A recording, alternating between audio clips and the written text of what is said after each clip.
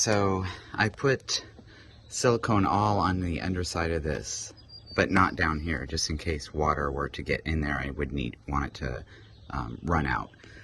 But also I put silicone around those screws. I'm going to put another layer right around the top.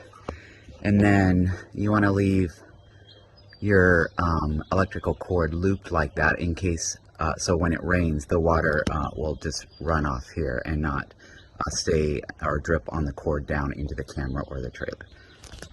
Yeah, I put the sealant on. I also put it on the screws there. I'm going to let it sit for a couple hours and then I'll do another round of the sealant.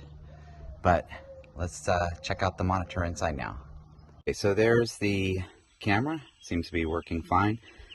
I got actually 2 bars on it, so the reception's fine.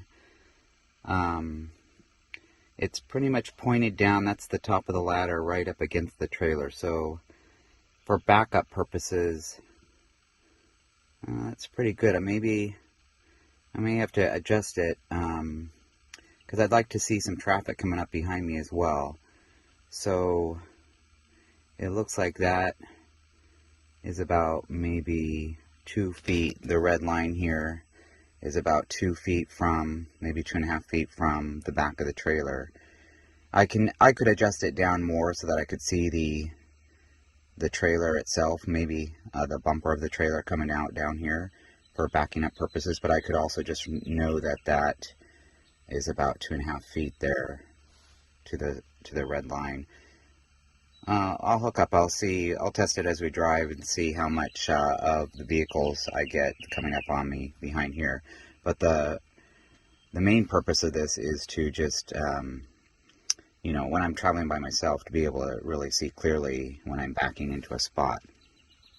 So I had to figure out where to mount it here. Let me do that and then I'll get back to you. So for now, I think I've decided to go here. With the backup camera.